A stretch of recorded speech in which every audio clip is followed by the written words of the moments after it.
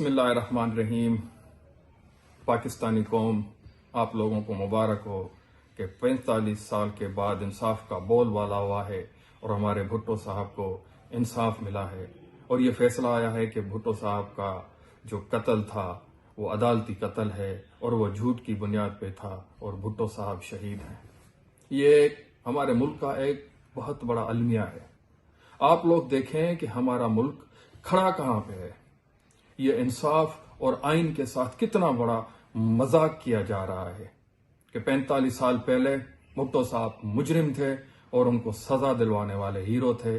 آج 45 سال کے بعد بھٹو صاحب ہیرو ہیں اور ان کو سزا دلوانے والے وہ جج چیف جسٹس مولوی مشتاق اور ان کے جتنے بھی تھے اعلی کار، وہ سارے مجرم بن چکے ہیں۔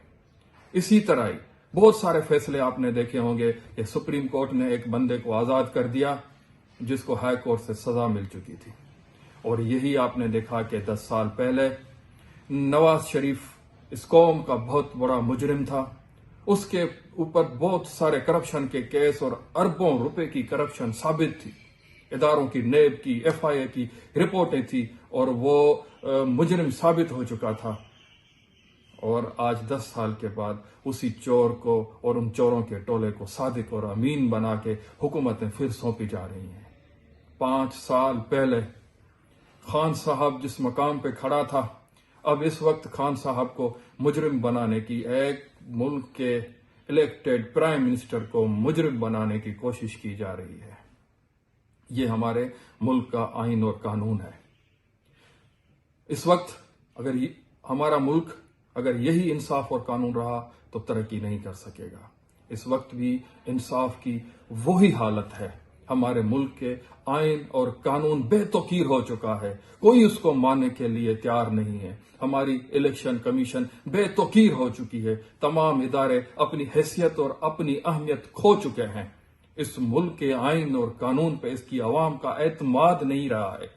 آج بھی ہم اس 45 سال پرانے دور میں کھڑے ہیں، مگر اس سے بھی پہلے دور میں جب لیاقت علی خان کو شہید کیا گیا تھا، ہم جہاں سے شروع ہوئے تھے ہم آج تک وہاں پہ کھڑے ہوئے ہیں۔ اگر ہم ملک میں عدل نہیں لا سکتے، انصاف قائم نہیں کر سکتے تو ہمارا ملک ترقی نہیں کر سکے گا۔ آج جو خان صاحب کے ساتھ ہو رہا ہے، خان صاحب کی دشمنی میں بے بنیاد کیس بنا کے خان صاحب کو جیل کے اندر رکھا گیا ہے، عدت کا کیس جو بنتا ہی نہیں ہے وہ کیس بنا گیا ہے، خان کے اوپر توشہ خانہ کا کیس، تمام لوگوں نے توشہ خانہ سے برے انداز میں تحائف لیے ہیں، مگر خان صاحب نے قانون کے مطابق ایک گھڑی لی ہے، اس پہ کیس بنایا گیا ہے، اور سائفر کیس بے بنیاد کیس ہے کہ ایک ملک دھمکی دیتا ہے پرائم منسٹر کو اور پرائم منسٹر اپنے عوام کو بناتا ہے، ایسے بے بنیاد کیس خان صاحب کے اوپر بنا کر اس کو قید میں رکھا جا رہا ہے۔ کیا آپ لوگ 45 سال کے بعد انصاف کرو گے خان صاحب کے ساتھ اور اس ملک کو ترقی سے روکو گے اور یہ ملک کو آپ پھر صدیاں پیچھے دھکیل دو گے؟